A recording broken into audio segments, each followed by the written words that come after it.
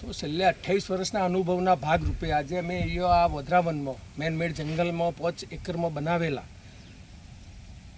ફ્રૂટના 5000 ઝાડના એમાં આજે અમે આ 11 ઓબાના નવા જુદી જુદી જાતના ઓબા ઉમેરી રહ્યા છીએ.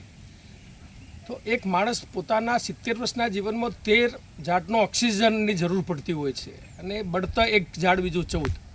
તો આ એક કોઈપણ જીવ 70 વર્ષ જીવે એના ભાગરૂપે એને 13-14 વૃક્ષની જરૂરિયાત ઓક્સિજનની પડતી હોય છે. તો પર્યાવરણને આપણે એ રીતે સમજીએ કે ભાઈ આપણે કોઈ પણ વસ્તુ કોઈકને ઉછીની લીધી હોય તો આપણે પરત મર્યા પહેલાં આપવી જોઈએ.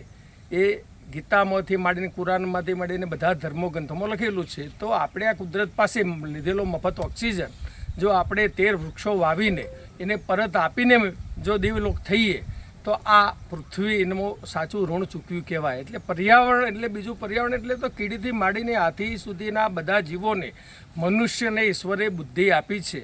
તો આપણે એમને સાચવીએ. અમે આખા મેનમેડ જંગલમાં છેલ્લે આ 15 વર્ષથી અત્યાર સુધી 500થી 1000 બોરીની વચ્ચે દાણા નાખીને હજારો પક્ષીઓ પ્રાણીઓ લુપ્ત થતી જાતિઓ જેવી કે શાહુડી, જરખ, નોળિયા, અજગર, ઝરખ આ બધાને જીવતા કર્યા.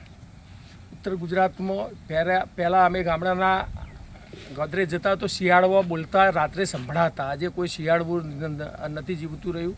આજે આપણે આપણા સ્વાર્થમાં પ્રકૃતિનું જે રીતે દોહન કરી રહ્યા છીએ.